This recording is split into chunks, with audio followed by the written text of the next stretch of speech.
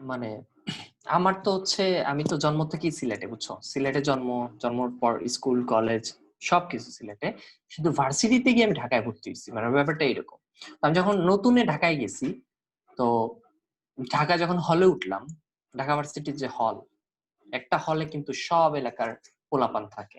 সিলেট, উত্তরবঙ্গ, চিটাগাং, বরিশাল, কুমিল্লা, নোয়াখালী, যে কোনো এলাকার বলো, যে কোনো এলাকার সবাই কিন্তু একসাথে থাকে একটা হলে। তো সেখানে কি এত ভ্যারাইটিস, এত ভেরিয়েশন মানুষের মধ্যে, মানে তুমি যখন একটা ভার্সিটির হলে থাকবা বা একটা ভার্সিটিতে যখন ভর্তি হবা, তখন তুমি একটা নতুন এক্সপিরিয়েন্স হবে। তুমি সব এলাকার মানুষের সাথে পরিচিত হওয়ার সুযোগ পাবা। এটা কিন্তু একটা রেয়ার ঘটনা। ওকে, এটা কিন্তু সবার পসিবল না, সবার ক্ষেত্রে এই এক্সপিরিয়েন্সটা পাওয়া পসিবল না। তুমি এখন সিলেটে আসো, তুমি বড়জোর সিলেটি মানুষ সম্পর্কে জানো, আর বাইরের কয়েকজন মানুষ সম্পর্কে হয়তো জানো যে তোমার ফ্রেন্ড কেউ বাড়ি হচ্ছে আহ, মানে ঢাকায়, বা বাড়ি হচ্ছে চিটাগাং বা খুলনায়, তুমি তাদের কয়েকজন সম্পর্কে জানো। বাট তুমি যখন ভার্সিটিতে পড়বা, তখন তার চারপাশে দেখবা সিলেটিদের চেয়ে মানে বাইরের মানুষের সংখ্যা বেশি, এবং তুমি অনেক ধরনের মানুষের সাথে খুব ক্লোজলি পরিচিত হওয়ার সুযোগ পাবা। তুমি বিভিন্ন এলাকা সম্পর্কে ধারণা নিতে পারবা যে কোন এলাকার মানুষজন কেমন হয়, তাদের আচার আচরণ কেমন, তাদের সাথে মিলেমিশে তাদের ভাষা কেমন, তাদের কালচার কেমন, তুমি অনেক কিছুর সাথে পরিচিত হবা। সো আমি ঢাকা ভার্সিটিতে গিয়ে সবচেয়ে বেশি যে প্রবলেম ফেস করছি, সেটা হচ্ছে যে কোন এলাকার স্টুডেন্ট যদি ঢাকা ভার্সিটিতে সবচেয়ে কম থাকে, বিলিভ ইট অর নট, আমি না, যে কাউকে জিজ্ঞেস করো ঢাকা ভার্সিটিতে সিলেটের কেউ পড়ে, যে কাউকে জিজ্ঞেস করো, সিলেটের স্টুডেন্ট সবচেয়ে কম ঢাকা ভার্সিটিতে, সবচেয়ে কম। যদি বলি যে কোন এলাকার স্টুডেন্ট ঢাকা ভার্সিটি সবচেয়ে কম পড়ে, সবচেয়ে কম পড়ে সিলেট, তুমি সিলেট স্টুডেন্ট খুঁজেই পাবা না। বিশ্বাস করো, আমার হলে 2000 স্টুডেন্ট, শুধু আমার হলে, ফজলুল হক মুসলিম হলে থাকি আমি, আমার হলে 2 থেকে 3000 স্টুডেন্ট, সেখানে সিলেটি স্টুডেন্ট মাত্র 100। চিন্তা করতে পারো, পুরো হলে সব ইয়ার মিলে, সব ডিপার্টমেন্ট মিলে মাত্র 100 জন। অথচ তুমি সেখানে চিটাগাং এর স্টুডেন্ট খুঁজো, দেখবা যে 500-700 জন। তুমি সেখানে বরিশালের স্টুডেন্ট খুঁজো, দেখবা 500-700 জন। তুমি উত্তরবঙ্গের স্টুডেন্ট খুঁজো, 500-700 জন, এরকম। অথচ সিলেটের কোন স্টুডেন্ট নেই। এটা শুধু আমার হল না, প্রত্যেকটা হলে, ঢাকা ভার্সিটি, পুরো ঢাকা ভার্সিটিতে সব সিলেটের স্টুডেন্ট সবচেয়ে কম। সো আমি যখন ঢাকাতে গেলাম এবং আমার যখন বিভিন্ন ফ্রেন্ড সার্কেল হইলো, এদের ম্যাক্সিমামই হচ্ছে আহ বাইরের এলাকা। কারো বাড়ি বরিশাল, কারো বাড়ি খুলনা, কারো বাড়ি চাঁপাইনবাবগঞ্জ, কারো বাড়ি সিরাজগঞ্জ, কারো বাড়ি পঞ্চগড়। হ্যাঁ, এদের সংখ্যাই সবচেয়ে বেশি। সো ব্যাপারটা হচ্ছে আমি নানান মানুষের সাথে চলে, নানান মানুষের নানান ভাষার সম্পর্কে আমি পরিচিত হয়েছি, এবং এই এক্সপিরিয়েন্সটা মানে আসলে জীবনে দরকার আছে, বুঝছো? মানে সবার সাথে, সবাই একটু মিট করে রাখো, কে জানি আনমিট করে রাখছো। আচ্ছা, এই এক্সপিরিয়েন্সটা কিন্তু দরকার আছে, মানে তুমি সবার সম্পর্কে জানবা।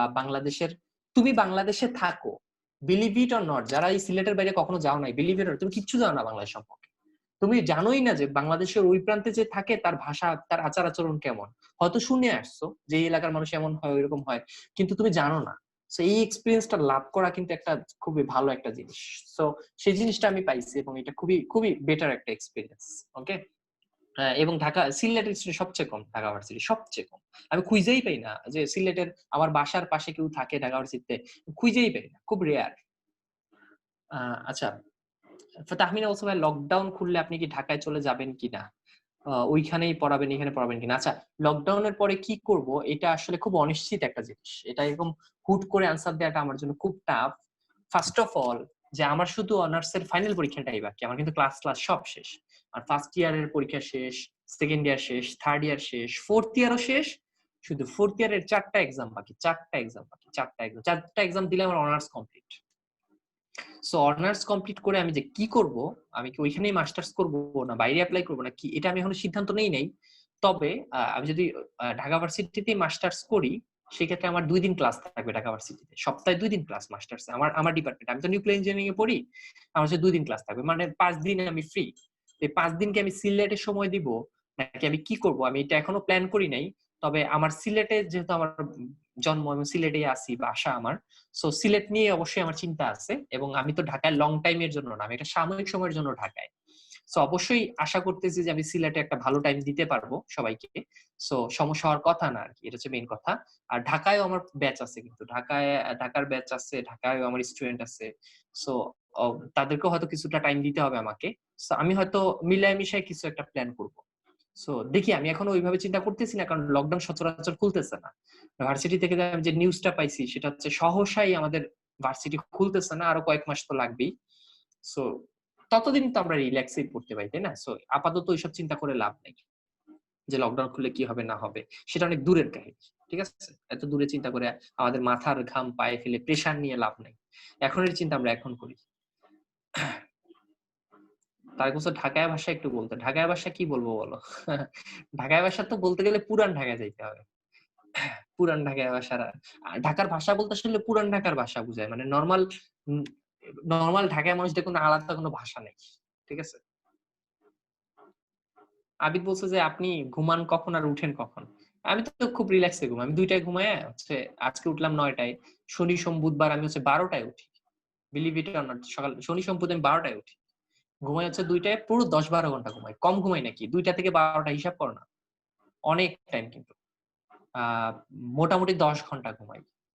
যেটা কিনা অতিরিক্ত ঘুম। মানে নরমাল ঘুম হচ্ছে ৬ ঘন্টা ঘুমানো উচিত। তোমরা জানো চায়নার মানুষজন কয় ঘন্টা ঘুমায়? মাত্র ৬ ঘন্টা, এবং এটাই দরকার সুস্বাস্থ্যের জন্য। ৬ ঘন্টা ঘুমাবা এনাফ। তবে বেসিক্যালি ঘুমানো উচিত ৮ ঘন্টা।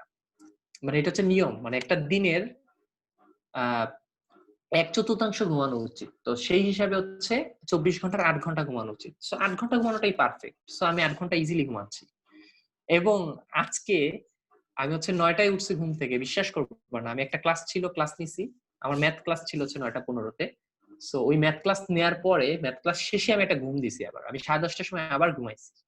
১০:৩০ টার সময় ঘুমায়ে আমি ঘুম থেকে উঠছি ১ টায়, তারপর ১ টার পর ক্লাস নিচ্ছি। আমি কি কম ঘুমাচ্ছি নাকি? আমি ২ টা থেকে হচ্ছে ঘুমাইলাম হচ্ছে ৯ টা পর্যন্ত। আবার আমি আ ১০:৩০ টা থেকে ১ টা পর্যন্ত ঘুমাইলাম। আমি আরো বেশি ঘুমাচ্ছি আমার মনে হচ্ছে, তাই না? তোমাদের মনে হচ্ছে আমি কম ঘুমাচ্ছি। ঘুম আরো বেশি হচ্ছে এখন।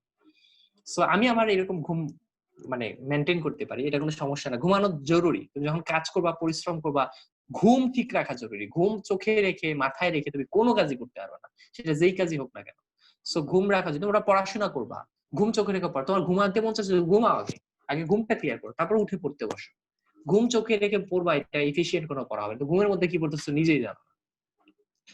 যাই হোক,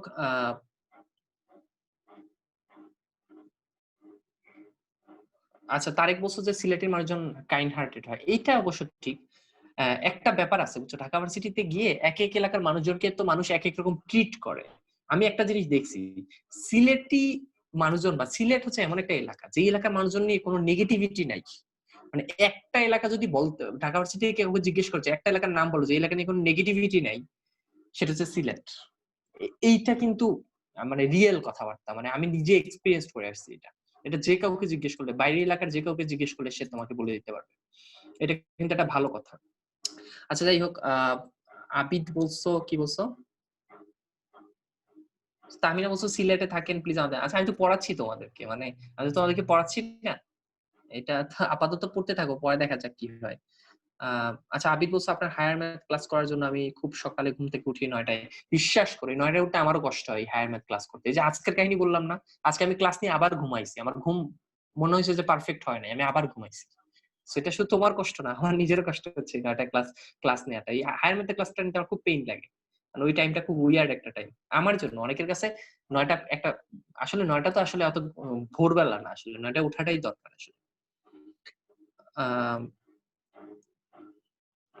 আচ্ছা, আচ্ছা। তাহমিনা তো বললামই। আচ্ছা, তাহমিনা বলছে যে ভাই আপনার হায়ার ম্যাথ এর কি কোন নতুন ব্যাচ আসবে কিনা? নতুন ব্যাচ আসবে না। এই কয়েকদিন ধরে আমাকে অনেকে মেসেজ দিচ্ছে হায়ার ম্যাথ এর নতুন ব্যাচের জন্য। সো নতুন ব্যাচ আমি হায়ার ম্যাথ এর জন্য দিচ্ছি না। কারণ হায়ার ম্যাথ এর যেই চ্যাপ্টার পড়াচ্ছি তোমরা এগুলা পড়ো না। আমার যেই হায়ার ম্যাথ এর ব্যাচটা চলতেছে, এখানে সরলরেখা পড়াচ্ছি, এরপর বৃত্ত পড়াবো, এরপর হচ্ছে ত্রিকোণমিতি পড়াবো, এরপর ক্যালকুলাস পড়াবো, ডিফারেন্সিয়েশন, এগুলো পড়ো না কেন? এগুলো কি পড়তে হবে না নাকি? মানে এমন করতেছো যে আগে ম্যাট্রিক্সই পড়তে হবে, আগে ফাংশনই পড়তে হবে, নাহলে ম্যাথ পড়া বৃথা। এরকম কোনো কথা নাকি? তুমি যেই চ্যাপ্টারই পড়বা তখন তো ওই চ্যাপ্টার শেষ হবে। তা আমি যেগুলো পড়াচ্ছি এগুলো পড়ো। তারপর আমার যখন পরবর্তীতে নতুন ব্যাচ আসবে সেখানে তুমি অন্যান্য চ্যাপ্টার পড়ে ফেললা যেগুলো আমার শেষ হয়ে গেছে অলরেডি। ম্যাট্রিক্স নির্ণায়ক, বিন্যাস সময় সেগুলো শেষ। ওগুলো তখন পড়লা। তোমাকে যে আগে ম্যাট্রিক্স নির্ণায়ক আর বিন্যাসই পড়তে হবে, এটা কেমন কথা? যা পড়াচ্ছি তুমি তা পড়ো। এখন পড়াচ্ছি হচ্ছে সরলরেখা, তারপর বৃত্ত, তারপর তুমি এগুলো সবই তো ফার্স্ট পেপারে। তো তুমি এগুলো পড়ো না কেন? এগুলো তো দরকার নাকি? এগুলো দরকার নাই। তোদের আলটিমেট টার্গেট কি? তোদের আলটিমেট টার্গেট হচ্ছে বই শেষ করা। সো যেই চ্যাপ্টারই শেষ করো না কেন শেষ হয়ে যাবে কিন্তু। সো এই যে নতুন ব্যাচের জন্য অপেক্ষা করা, এই যে সময় নষ্ট করা, এগুলো কোনো লজিক্যাল জিনিস না আর কি। ঠিক আছে, এগুলো লজিক্যাল জিনিস না। সো তোমার ম্যাথ পড়তে আগ্রহী যদি থাকোই, তাহলে তুমি যেই চ্যাপ্টার পড়াচ্ছ ওই চ্যাপ্টার থেকে পড়া শুরু করো, সামনে যা পড়াচ্ছ ওগুলো শেষ করো। কারণ ম্যাথে এরকম কোনো নিয়ম নাই যে চ্যাপ্টার 1 না পড়লে চ্যাপ্টার 2 বোঝা যায় না, চ্যাপ্টার 2 না পড়লে চ্যাপ্টার 3 বোঝা, এরকম কোনো নিয়ম নাই। ম্যাথের এক একটা চ্যাপ্টার স্বতন্ত্র, এক একটা চ্যাপ্টার এক এক রকম। সো তুমি যেটা পড়বা ওইটাই পড়া হয়ে যাবে। ওকে,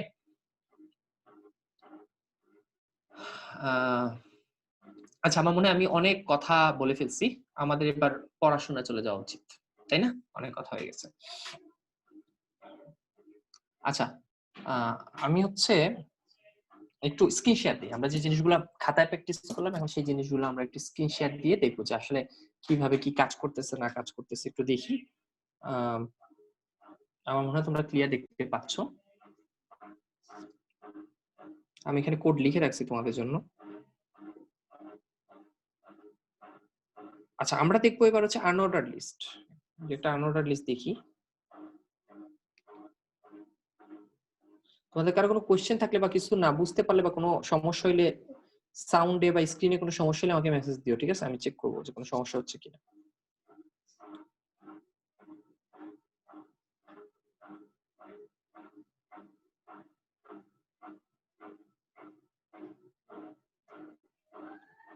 আচ্ছা, তো আমি যে কোডটা এখানে পেস্ট করতেছি, কোডটার দিকে একটু ভালো করে খেয়াল করে দেখো যে এখানে আমি এইচটিএমএল লিখছি, তারপর বডি লিখছি, ঠিক আছে? তারপর আমি আনঅর্ডার্ড লিস্ট ওপেন করছি, একটা আনঅর্ডার্ড লিস্ট ওপেন করছি। সেই আনঅর্ডার্ড লিস্টে টাইপটা দিয়ে দিছি স্কয়ার। আচ্ছা, স্কয়ার দিয়ে দিছি। তারপর হচ্ছে list, tree, web linked, hybrid, নানান কথা লিখছি। তারপর আনঅর্ডার্ড লিস্ট ক্লোজ করছি, বডি ক্লোজ করছি। দেখো তো কি আসে। দেখো যেহেতু স্কয়ার দিছি না, একটু একটু সাইনগুলোর দিকে তাকাও, এগুলো কিন্তু স্কয়ার আকারে আসছে। সাইনগুলো বলতে কি বুঝাইছে বুঝছো তো নিশ্চয়ই? এই যে এই জায়গাগুলো স্কয়ার আকারে আসছে, দেখছো? এবং আনঅর্ডার্ড লিস্ট অবশ্যই। আচ্ছা ঠিক আছে, এবার যদি স্কয়ারটাকে চেঞ্জ করে আমি ডিস্ক দিয়ে দিলাম, তাহলে দেখো গোলাকার আসতেছে।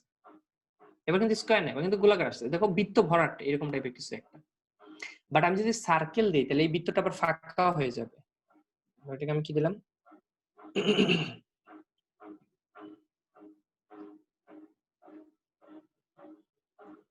সার্কেল দিলে আসতেছে হচ্ছে ফাঁকা। দেখো যে গোলাকারই, বাট মাঝখানটা এবার কিন্তু একটু ফাঁকা ফাঁকা আসতেছে, তাই না?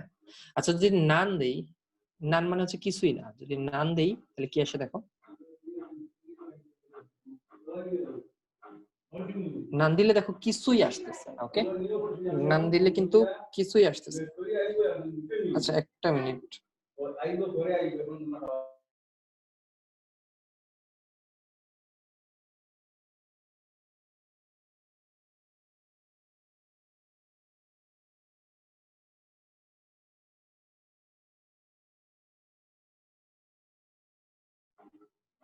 আচ্ছা আমার কথা তো শুনতেছো এখন, রাইট? আমি ইচ্ছে করে মিউট করে রাখছিলাম, এখন তো শুনতে পাচ্ছ। নয়েজ আসতেছিল, এখানে আমি মিউট করে রাখছিলাম। তো আশা করি এখন ক্লিয়ার শুনতে পাচ্ছ। ওকে, তো আমরা আরো কিছু জিনিস দেখবো এবার।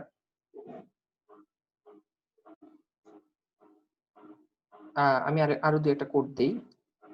আচ্ছা, আমি হচ্ছে তোমাদেরকে ডেসক্রিপশন লিস্ট একটু দেখায় ফেলি ঝটপট। ডেসক্রিপশন লিস্ট একটু দেখায় ফেলি, যেটা হচ্ছে আমরা সবার শেষে শিখলাম আর কি, বুঝছো? আচ্ছা এবার একজন আনমিউট করবা। আনমিউট করবা হচ্ছে, এবার কি আনমিউট করবা? আচ্ছা কাউসারকে দেখতে পাচ্ছি, কাউসার একটু আনমিউট করো তো। আমার কথা কি শুনতে পাচ্ছ?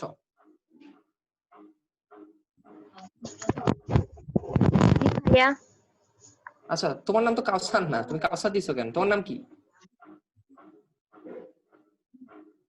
তুমি নিজের নাম দিও। তামান্না আক্তার ভাইয়া। আচ্ছা তাহলে হচ্ছে রিনেম করে তামান্না দিবা, নাহলে তো প্যাচ লেগে যাবে। আচ্ছা ভাইয়া। আচ্ছা সমস্যা নাই। তো তামান্না তুমি বলো যে এই যে আমরা কোডটা লিখলাম, বলো এইচটিএমএল লিখলাম, তারপর হচ্ছে আচ্ছা ভাইয়া। বডি লিখলাম। এখন কথা হচ্ছে যে H2 দিলাম, এই H2 দেওয়ার কারণে কি আসবে বলো? তারপর হচ্ছে একটা ডেসক্রিপশন লিস্ট ওপেন করলাম, সেখানে হচ্ছে ডিটি দিলাম, যা যা খুশি তাই দিলাম। সরি, আমি সবগুলোকে এক পাশে নিয়ে আসতেছি, সবখান পাশে পাশে চলে গেছে। আচ্ছা বলো এটার আউটপুট কেমন আসবে, তামান্না বলো। দেখো লিস্টের উপর একটা হেডলাইন দিয়ে দিছি, খেয়াল করছো? এই যে H2 দিয়ে একটা হেডলাইন দিয়ে দিছি, তার মানে লিস্টের উপর একটা হেডলাইন আসবে, ওই যে এই ডেসক্রিপশন লিস্ট, দেখছো? একটা হেডলাইন দিয়ে দিছি, এই ডেসক্রিপশন লিস্ট। আচ্ছা জি ফাইন। ভাই। তারপর হচ্ছে আমি ডিএল দিছি, ডিএল মানে হচ্ছে বোঝাচ্ছে যে আমার লিস্টটা হচ্ছে একটা ডেসক্রিপশন লিস্ট। তারপর আমি ডিটির মধ্যে দিছি কফি, ডিটির মধ্যে দিছি ব্ল্যাক হট ড্রিঙ্ক, ওই যেটা আমি খাতায় লিখছি আর কি। তারপর ডিটির মধ্যে দিছি মিল্ক, তারপর হচ্ছে ডিটির মধ্যে দিছি হোয়াইট কোল্ড ড্রিঙ্ক। তারপর দেখো যে যেরকম দিছি এরকম আসছে, কফির মধ্যে আসছে ব্ল্যাক হট ড্রিঙ্ক, মিল্কের মধ্যে আসছে হোয়াইট কোল্ড ড্রিঙ্ক। আচ্ছা তার মানে বুঝতে পারছো? জি ভাইয়া। আচ্ছা তুমি মিউট করে রাখো, সমস্যা নেই। আর নামটা চেঞ্জ করা যায় কিন্তু, ওই যে নেমের পাশে গিয়ে অ্যারো চিহ্ন আছে দেখবা, অ্যারো চিহ্নতে ক্লিক করে রিনেম করে দিবা। আচ্ছা যাই হোক, ফারিহাকে দেখতে পাচ্ছি, ফারিহা একটু আনমিউট করো। হ্যাঁ ফারিহা বলবা যে এই যে এখানে কফি লেখা, এই কফি বা মিল্ক লেখা, এই দুইটা লেখাকে আমি বোল্ড করতে চাচ্ছি যেন একটু মোটা আকারে লেখা আসে, দেখতে ভালো জি। লাগবে। তাইলে এই বোল্ডটা আমরা কিভাবে করবো বলো তো? কোডে কি চেঞ্জ করতে হবে? হ্যাঁ, বি কফি দিতে লেখাটা হবে। কোথায় এই দিব? যে বি কোনটা করব ভাইয়া, বোল্ড? কফি, কফি হ্যাঁ, এই যে ডিটি এর পর বি দিতে হবে, বিটেক। বিটেক দিতে হবে, বিটেক। আচ্ছা আচ্ছা দেখো এখানে ধরো বিটেক দিলাম, আর হ্যাঁ, এইখানে আমি একটা এখানে বিটেক আবার দিলাম, এটা ক্লোজ করতে হবে। বলো তো ঠিক আছে কিনা কোডটা লিখা? না, ডিটি এর আগে মেবি বি দিতে হবে। এক্স্যাক্টলি, তাহলে আমি ভুল লিখছি, ডিটির আগে হচ্ছে বিটেক দিতে হবে। ওকে, এগুলো কেয়ারফুল থাকো, এবার মিলবে। দেখো দেখো কফিটা বোল্ড হয়ে গেছে, তাই না? তো এইভাবে কিন্তু আমরা আমাদের লেখা এডিট করতে পারি, এগুলো তো তোমরা জানোই, এগুলো নিয়ে আমি আর ঘাটাঘাটি করতেছি না। তাহলে আমরা দেখলাম যে একটা ডেসক্রিপশন লিস্ট, কারো মনে চাচ্ছে ডেসক্রিপশন লিস্টে কোনো টাইটেল দিবা না, দিও না, তাহলে এই H2 টা কেটে দাও, সমস্যা নাই। নরমাল একটা লিস্ট আসবে, এই যে নরমাল কফি মিল্ক এই একটা লিস্ট আসলো। দেখ আমরা মোটামুটি বুঝলাম ডেসক্রিপশন লিস্টটা কেমন আসে। এরপর হচ্ছে আমাদেরকে যে জিনিসটা দেখতে হবে সেটা হচ্ছে, আচ্ছা ইমেজেরটা গতদিন দেখাই নাই, যে ইমেজেরটা দেখো, ইমেজেরটা হচ্ছে গতদিন আমি বুঝাইছিলাম কিন্তু আমি রান করে দেখাইনি, তো তোমরা একটু দেখো। আচ্ছা একবার হোয়াইট হাইট সহ দেখাই। ওকে, ইমেজ যদি আসবে না, এই সফটওয়্যারে ইমেজ আসবে না সেটা তো আমি বললামই, বাট আমরা একটু চেক করে দেখতে পারি যে ইমেজের কাহিনীটা কি হয়েছিল আর কি। গত ক্লাসে দেখাইছিলাম ইমেজের কোড, তাই না? তো যেহেতু আজকে আমার কাছে কোড লেখা আছে, আমি একটু একটু দেখাই ফেলি শর্ট করে। তাহলে দেখো ইমেজের ক্ষেত্রে কি হয়েছে, যে HTML দিলাম, বডি দিলাম, তারপর ইমেজ অ্যাড করার জন্য ইমেজ নামে IMG নামে একটা ট্যাগ ওপেন করতে হয়, তারপর সোর্স লিখতে হয় SRC। সোর্সের মধ্যে আমরা একটা যে কোনো একটা ট্যাগ দিয়ে দিলাম। আচ্ছা এরপর একটু খেয়াল করো, হোয়াইট দিয়ে দিছি 200, হাইট দিয়ে দিছি 300। হ্যাঁ মোটামুটি একটা ইমেজ আসছে দেখো। যারা দেখতে পাচ্ছ না যে ভাই ইমেজ কই, তাদেরকে দেখাই যে এটা হচ্ছে আমাদের ইমেজ। কোনো ইমেজ আসে নাই কারণ আমি যে সোর্সটা দিছি এটা কোনো ভ্যালিড সোর্স না। সো এরকম একটা ইমেজ আসছে, দেখছো সাইজ। কারণ কারো মনে যাচ্ছে না ভাই ইমেজটাকে আপনি আরো বড় করে দেন, এই পর্যন্ত করে দেন, তাহলে আমরা কি করব? তোমরা বুঝতেই পারছো, হোয়াইট তার হাইটটা একটু বাড়াই দিবা। এগুলো গত ক্লাসে আলোচনা করছি। হোয়াইট 200 না দিয়ে ধরো 400 দিলাম, 300 না দিয়ে 500 দিলাম। এখন কি আসবে দেখো, ওরে বাবা অনেক বড় আসছে, দেখছো? এই যে এই বরাবর কিন্তু এবার আসছে। তো এইভাবে আমরা আমাদের সাইজ টাইজ কমাইতে পারি, বাড়াইতে পারি, যা খুশি তা করতে পারি। এটা নিয়ে আমি আর ঘাটাঘাটি করতেছি না, কারণ গত ক্লাসে আমাদের এটা নিয়ে অনেক ডিসকাশন হয়ে গেছে অলরেডি। সো জাস্ট বেসিক এই নিয়মগুলো জেনে রাখো, তাইলেই হবে। 2 মার্কসে 1 মার্কসের কোশ্চেন আসবে, বেশি বড় কোশ্চেন আসবে না। আচ্ছা এরপর আমরা একটা নেস্টেড লুপ দেখবো। নেস্টেড লুপ বুঝো? নেস্টেড লুপ মানে হচ্ছে অনেক, সরি নেস্টেড লিস্ট দেখবো। নেস্টেড লিস্ট মানে হচ্ছে একাধিক টাইপের হচ্ছে লিস্ট আমরা আমরা হচ্ছে দেখবো। আচ্ছা এটা কোথায় লিখছিলাম, একটা মিনিট ওয়েট করো। আচ্ছা ফার্স্ট লিস্ট, গ্রামার লিস্ট, আচ্ছা এইটা দেখবো আমরা। তার আগে আমরা এইটা দেখি। ওকে, আচ্ছা এই লিস্টটার দিকে একটু খেয়াল করি। এটা তোমাদের এক্সামে কিন্তু এই টাইপের লিস্ট আসবে, এই যেটা কপি করতেছি না, এরকম একটু জটিল লিস্ট আসবে। এখন এই লিস্টটা কেমন আগে আমি তোমাদেরকে দেখাই, আমি খাতায় না দেখাই ডাইরেক্ট এখানেই দেখাচ্ছি। লিস্টটার দিকে একটু ভালো করে তাকাও। হ্যাঁ এটা খুবই গুরুত্বপূর্ণ একটা লিস্ট, খুবই গুরুত্বপূর্ণ একটা লিস্ট। প্রথমে আমরা HTML দিছি, তোমরা তোমরা আগে আউটপুট দেখার আগে নিজেরা একটু ইমাজিন করো যে আউটপুটটা কেমন আসতে পারে। তারপর তোমরা দেখো যে মিলায় দেখো যে তোমাদের ইমাজিনেশনের সাথে আমার আউটপুট মিলতেছে কিনা। আচ্ছা মোটামুটি এইটা হচ্ছে আমাদের কোড। একটু খেয়াল করো। হ্যাঁ প্রথমে হচ্ছে আমরা HTML লিখলাম। আমার কথাগুলো একটু গুরুত্ব দিয়ে দেখো তোমরা, কারণ এটা এক্সামে আসবে। আমার ক্লাস তো রেকর্ড হচ্ছে তাই না? হ্যাঁ রেকর্ড হচ্ছে। তোমরা কে কি মেসেজ দিচ্ছ? এই আজেরা মেসেজ দিও না বুঝছো? কারণ হচ্ছে সবার স্ক্রিনের সামনে কিন্তু মেসেজ চলে আসে। শুধু প্রয়োজনীয় মেসেজ দিবা, কিছু না বুঝলে সেটা মেসেজ দিবা বা কোশ্চেন থাকলে মেসেজ করবা। আচ্ছা তো এইচটিএমএল দিলাম, বডি দিলাম, তারপর হচ্ছে আমি একটা ওএল ট্যাগ ওপেন করলাম, মানে একটা অর্ডারড লিস্ট ওপেন করলাম, ঠিক আছে? সেটার টাইপ কিনা হচ্ছে 1। এবার একটু খেয়াল করো, সেই অর্ডার লিস্টের প্রথম এলিমেন্টটা কি? Website structure. হ্যাঁ, আর দ্বিতীয় এলিমেন্টটা কি? দ্বিতীয় এলিমেন্টটা ছিল এই যে এইটা,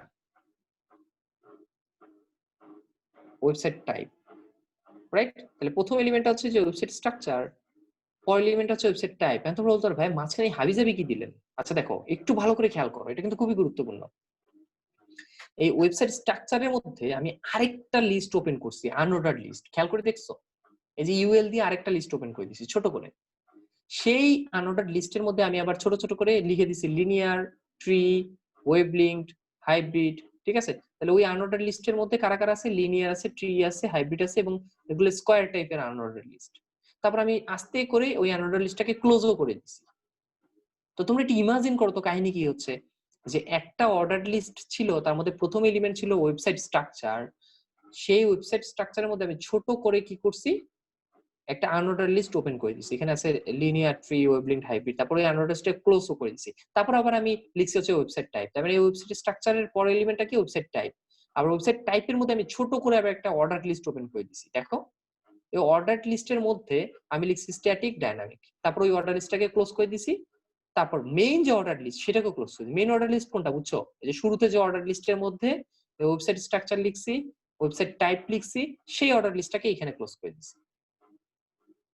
তারপর বডি ক্লোজ করে দিছি, তারপর এইচটিএমএল ক্লোজ করে দিছি। তোমরা কি ইমাজিন করতে পারতেছো যে এটার আউটপুট কেমন আসবে? রাইট? তোমরা দেখো তো তোমাদের ইমাজিনেশনের সাথে এটা মিলে কিনা, দেখো তো মিলছে কিনা। হ্যাঁ, এখানে দুই ধরনের লিস্ট আছে। মেইন লিস্ট হচ্ছে, শোনো এখানে মেইন লিস্ট হচ্ছে কিন্তু অর্ডার লিস্ট। এই যে এটা হচ্ছে মেইন লিস্ট, অর্ডার লিস্ট। মানে শুরুতে আমি যে অর্ডার লিস্ট ওপেন করছি সেটা হচ্ছে এই যে 1 আর 2।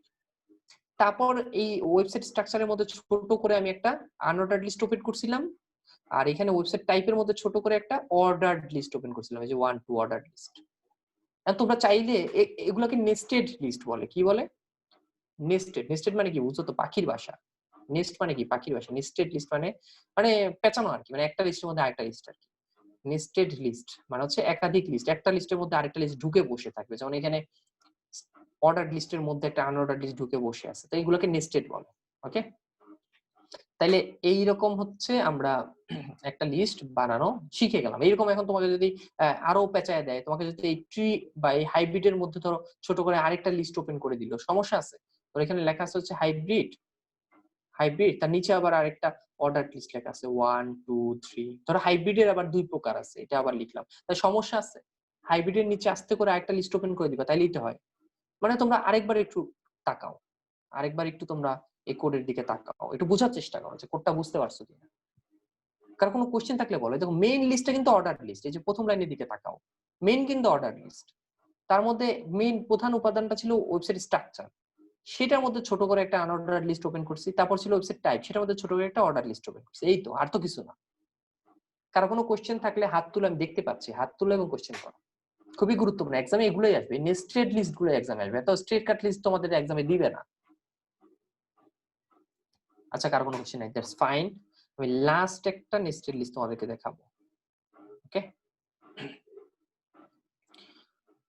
এটা তোমরা একটু ইমাজিন করো যেটার আউটপুটটা কেমন আসবে।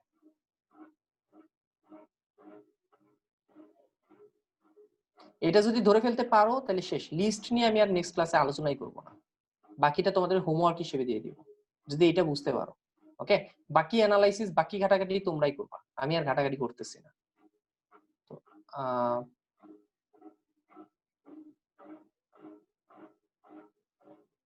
বড় হয়ে গেল তো। আচ্ছা, আমি একটু ছোট করে ফেলি, মানে তোমাদের দেখতে কষ্ট হবে। আচ্ছা, বডি লিখলাম প্রথমে, তারপর হচ্ছে আমি একটু সাজাই। হ্যাঁ, তোমরা একটু ভালো করে কোডটা বোঝার চেষ্টা করো, ততক্ষণে দেখো তোমরা। মেইনলি হচ্ছে এটা অর্ডার লিস্ট। তারপর এখানে ছোট করে আমি একটা লিস্ট ওপেন করে দিছি, সেই লিস্টের মধ্যে আমি একটা আনঅর্ডার লিস্ট ওপেন করছি, সেটার মধ্যে একটা লিস্ট দিচ্ছি। আচ্ছা, এটাকে এখানেই থাক, এটা এখানেই থাক। তারপর আনঅর্ডার লিস্টটাকে ক্লোজ করে দিছি।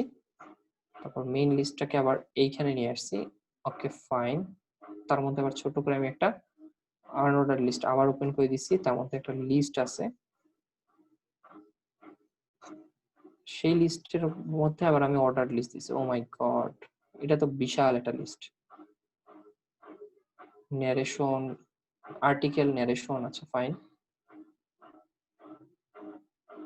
আমি একটু সাজাচ্ছি আর কি তোমাদের বোঝানোর জন্য, হ্যাঁ, একটা নিচে একটা নিয়ে গিয়ে সাজাচ্ছি।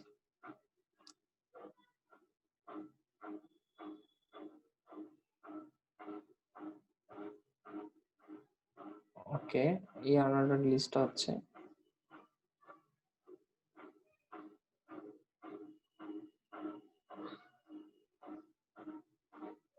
আচ্ছা একটু তাকাও এবার, একটু মনোযোগ দাও, হ্যাঁ। সাউন্ড আসতেছে না, আর পাখার সাউন্ড আসতেছে, ফ্যান ঘুরতেছে তো খুব স্লো গতিতে ঘুরতেছে। এর বাইরে কি কোনো সাউন্ড পাচ্ছ, কোনো নয়েজ পাচ্ছ? একটু মেসেজ দাও তো, তাহলে আমি চেক করবো যে কোনো সমস্যা হচ্ছে কিনা। তোমরা একটু মেসেজ দাও আমাকে, কোন ধরনের নয়েজ, বাজে নয়েজ? আচ্ছা তোমরা একটু দেখো তো যে এখন কোনো শব্দ আসতেছে কিনা। যদি এখনো শব্দ আসে তাহলে এটা ফ্যানের শব্দ। ওকে, ঠিক আছে না? এবার কোনো সমস্যা তো? ওকে ফাইন, সব ঠিকঠাক আছে। আমি আরেকবার ইয়ারফোন করলাম, আশা করি ফ্যানের শব্দ এটা। আচ্ছা একটু খেয়াল করো এবার, এটা বুঝো তাহলে শেষ, কিন্তু আমাদের লিস্ট নিয়ে ঘাটাঘাটি করা শেষ, এটা একটু মনোযোগ দিয়ে বুঝো। আমরা প্রথমে কি করলাম, ধরো একটা এইচটিএমএল ট্যাগ ওপেন করলাম, আমার লাল লেখাগুলো ক্লিয়ার দিকে হচ্ছে তাকায়ও, এইচটিএমএল দিলাম, বডি দিলাম, এগুলো তো বুঝতেছই। এবার আমি একটা অর্ডার লিস্ট ওপেন করলাম, এই যে অর্ডার লিস্ট। সেই অর্ডার লিস্টের মধ্যে কারা কারা থাকবে, প্রথম এলিমেন্টটা থাকবে হচ্ছে এই যে ইংলিশ ফার্স্ট পেপার, পরের এলিমেন্টটা হচ্ছে ইংলিশ সেকেন্ড পেপার। এই যে আমার আঙ্গুলের, আমার লাল লেখার দিকে তাকাও, ওকে। তারপর তুমি আমার তাকাবা হচ্ছে হলুদ লেখার দিকে। আচ্ছা, এই অর্ডার লিস্টের নিচে, এই ইংলিশ ফার্স্ট পেপারের নিচে আমি আরেকটা আনঅর্ডার লিস্ট ওপেন করছি, খেয়াল করছো? এই যে আরেকটা আনঅর্ডার লিস্ট ওপেন করছি। সেই আনঅর্ডার লিস্টের মধ্যে কারা আছে, ট্রু ফলস আছে, ফিলিং গ্যাপস আছে, তারপর ওই আনঅর্ডার লিস্টটাকে ক্লোজও করে দিছি। দেখো হলুদের কাজ কিন্তু এখানেই শেষ। আচ্ছা তারপর দেখো আবার এই লালে আসো, এই যে মেইন যে অর্ডার লিস্টটা ছিল সেটার মধ্যে প্রথমত লিখছিলাম হচ্ছে ইংলিশ ফার্স্ট পেপার, তাই না? পরে লিখছি হচ্ছে ইংলিশ সেকেন্ড পেপার, এই যে সেইটার মধ্যে এবার আমি আরেকটা লিস্ট ওপেন করছি, সেটা হচ্ছে ধরো আমার আমি নীল দিয়ে দেখাই, এই যে এটার মধ্যে একটা আনঅর্ডার লিস্ট ওপেন হয়েছে, দেখতে পাচ্ছ? এই যে একটা আনঅর্ডার লিস্ট ওপেন হয়েছে। এই আনঅর্ডার লিস্টের মধ্যে আছে হচ্ছে গ্রামার সেকশন আছে, যে গ্রামার সেকশন, আর একটা আছে হচ্ছে রাইটিং সেকশন। আর গ্রামার সেকশনের মধ্যে আরেকটা লিস্ট ওপেন করা হয়েছে, সেটা ধরো সবুজ দিয়ে দেখাচ্ছি। গ্রামার সেকশনের মধ্যে আরেকটা লিস্ট আছে, সেটা হচ্ছে অর্ডার লিস্ট ওপেন করা হয়েছে। এই যে অর্ডার লিস্টের মধ্যে আছে হচ্ছে আর্টিকেল, আছে ন্যারেশন, আছে হচ্ছে প্রিপারেশন। তারপরে এই অর্ডার লিস্টটাকে যে ক্লোজও করে দিছি। দেখছো? তোমরা একটু কাহিনীটা বোঝার চেষ্টা করো, তোমরা কাহিনীটা বোঝার চেষ্টা করো। তাইলে দেখো আমি তোমাদেরকে এবার এবার এবার ক্লিয়ার করে ম্যাচ করে দেই। এই নীলটা এখানে শুরু হয়েছে, এখানে শেষ হয়েছে, ওকে। আর এই নীলের মধ্যে একটা ছোট লিস্ট সবুজ, এটা এখানে শুরু হয়েছে, এখানে শেষ হয়েছে, ওকে ফাইন। তারপর হচ্ছে হলুদ একটা লিস্ট, সেটা হচ্ছে এখানে শুরু হয়ে এখানেই শেষ হয়েছে, এই যে এখানে শুরু হয়ে এখানেই শেষ হয়েছে, এই যে ইউএল ইউএল, ঠিক আছে? মিলিয়ে দেখো, অ্যারো চিহ্নগুলো মিলিয়ে দেখো, ইউএল ইউএল শেষ হয়েছে।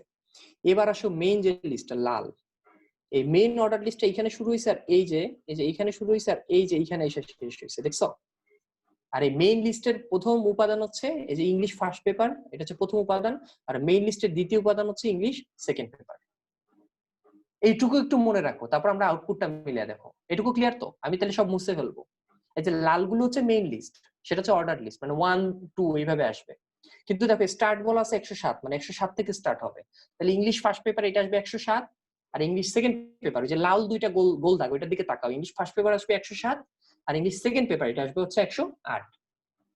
আর ইংলিশ ফার্স্ট পেপার ওইটার নিচে আবার আনঅর্ডার্ড লিস্ট, ওই যে হলুদ কালার যেটা, ওইটা ওপেন হবে, ওইটার মধ্যে আসবে হচ্ছে true false, fill in the gaps. আর ইংলিশ সেকেন্ড পেপার যেটা, ওই যে গোল যে লাল দাগটা, ইংলিশ সেকেন্ড পেপার, ওইটার নিচে দেখো নীল যে দাগটা, ওইটা একটা আনঅর্ডার্ড লিস্ট, ওইটার মধ্যে আসবে হচ্ছে গ্রামার সেকশন ওটা সার্কেল টাইপের আসবে, আনঅর্ডার লিস্ট সার্কেল টাইপের। গ্রামার সেকশন একটা, আর নিচে আবার তাকাও রাইটিং সেকশন একটা। আর ওই গ্রামার সেকশনের মধ্যে আবার ছোট একটা লিস্ট, সেটা হচ্ছে আবার অর্ডার লিস্ট, ওই যে সবুজ কালার যেটা, ওটার মধ্যে দেখো আর্টিকেল আছে, ন্যারেশন আছে, প্রিপোজিশন আছে, এটা কি অর্ডার লিস্ট। এবং কোন টাইপের অর্ডার, ওই দেখো টাইপ এ লেখা আছে, তার মানে এ বি সি এইভাবে আসবে, আর্টিকেল, ন্যারেশন, প্রিপোজিশন। ক্লিয়ার? এই কোড নিয়ে কার কোনো কোশ্চেন থাকলে হাত তুলো, আর যদি কোশ্চেন না থাকে আমি সব মুছে দিলাম। এবার তোমরা আউটপুটের দিকে তাকাও, সব কিন্তু তোমরা অলরেডি বুঝে গেছো। মেইন লিস্টটা হচ্ছে অর্ডার লিস্ট, যেটা কিনা 107 108, রাইট?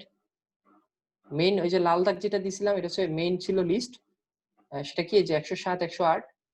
হ্যাঁ, তারপর আমি কি দাগ দিছিলাম, তারপর আমি হলুদ দাগ দিছিলাম, ওই যে হলুদ দাগের মতো যে ইংলিশ ফার্স্ট পেপারের নিচে কিছু একটা আসছিল, যে হলুদ দাগ, এটা দেখানো যাচ্ছে না, যে ট্রু ফলস এবং ফিল ইন দ্য গ্যাপস। তারপর আমি কি দাগ দিছিলাম মনে আছে নিশ্চয়ই, আমি হচ্ছে নীল দাগ দিছিলাম, নীল দাগ ছিল হচ্ছে এই যে গ্রামার সেকশন, এই যে গ্রামার সেকশন আর হচ্ছে যে রাইটিং সেকশন। তারপর আমি দিয়েছিলাম সবুজ দাগ, সবুজ দাগ ছিল হচ্ছে এই যে এটা আর্টিকেল, ন্যারেশন আর প্রিপোজিশন। ঠিক আছে, যাই হোক, তোমরা কি বুঝতে পারছো কিভাবে একটার মধ্যে একটার মধ্যে একটার মধ্যে লিখে হচ্ছে আমি এইভাবে কোডটা লিখলাম, এই জটিল একটা লিস্ট কিভাবে বানাইলাম? এইরকম লিস্টে তোমাদের এক্সামে আসবে। ওকে, কারো কোনো কোশ্চেন থাকলে বা করতে পারবে, ঠান্ডা মাথায় করতে হবে, ঠান্ডা মাথায় লিখতে হবে, খাতায় করতে হবে। তোমার এরকম মিলবে না, দেখো যে উল্টা পাল্টা আসতেছে, সেটা আবার বোঝার চেষ্টা করো কোথায় ভুল হয়েছে, এভাবে করতে থাকো, নিজে নিজে করতে করতে মিলাই ফেলবা, দেখো যে হ্যাঁ হয়ে যাচ্ছে। এরকম খুব ইজি জিনিস। ওকে, আচ্ছা তার এক বছর প্রিভিউ দেখলে, আচ্ছা হ্যাঁ প্রিভিউ তো দেখাইলাম, এই যে এটা হচ্ছে আমাদের আনসারে আসবে। সো তোমাদের কারো কোনো কোশ্চেন আছে এই পর্যন্ত? কোশ্চেন নাই, দ্যাটস ফাইন, দ্যাটস ফাইন। তাহলে আমরা সাকসেসফুলি লিস্ট বানানো শিখে ফেললাম। তোমাদেরকে একটা লিস্ট নিয়ে আমি হোমওয়ার্ক দিব, হোমওয়ার্কটা কমপ্লিট করবা এবং শুক্রবার নেক্সট ক্লাস রাত 8:30-এ সেই নেক্সট ক্লাসের আগে সাবমিট করবা। তাহলে আমাদের কি বাকি থাকলো? টেবিল বানানো বাকি থাকলো। এই টেবিলে আমরা যখন টেবিল বানানো শিখে যাব, আমাদের এই চ্যাপ্টার 4 শেষ। ওকে, তাই তোমাদের নেক্সট ক্লাস শুক্রবার হবে টেবিল বানাইতে হয় কিভাবে সেটা নিয়ে, আর লিস্ট বানানোর উপরে এবং হাইপার লিংক এবং ছবি অ্যাড করার উপরে আমি একটা হোমওয়ার্ক দিব আজকে, সেটা শুক্রবার রাত 8:30-এর মধ্যে আমাকে সাবমিট করে দিবে। ওকে, এবার কারো কোনো কোশ্চেন থাকলে করতে পারো, আজকে আমি নতুন কিছু শেখাচ্ছি না, আজকে এই পর্যন্তই ক্লাস থাকবে। হ্যাঁ ফারিহা বলো। ভাইয়া আমাদের এই বৃহস্পতিবারে কি কোনো এক্সাম হবে? না না এক্সাম নাই, এই চ্যাপ্টার শেষ হলে এক্সাম হবে, টেবিলটা শেষ করি তারপর একটা এক্সামের ডেট দিব। ওকে, এই চ্যাপ্টারটা শেষ হলে এটা পুরোটার উপরে একটা এক্সাম হবে। আবির বলছো আইসিটি রেকর্ড একটু জলদি দিবেন, হ্যাঁ ট্রাই করবো আমি যত তাড়াতাড়ি সম্ভব দেয়ার। মাঝে মধ্যে লেট হয়ে যায় কারণ আমার অনেকগুলো ব্যাচ তো, একটার পর একটা শুরু হয়, সো রেকর্ড দিতে গেলে নেট স্লো হয়ে যায়, সো আমি দিনের বেলা রেকর্ডটা দেই না, এই কারণে রাতে ফ্রি হয়ে একসাথে সব রেকর্ড আপলোড করে দিই সব ব্যাচের। সো আমি চেষ্টা করব আগে ভাগে দেয়ার, যদি পসিবল না হয় রাতের মধ্যে পেয়ে যাবে, এইটা নিশ্চিত। ওকে, রাতের মধ্যে পেয়ে যাবে।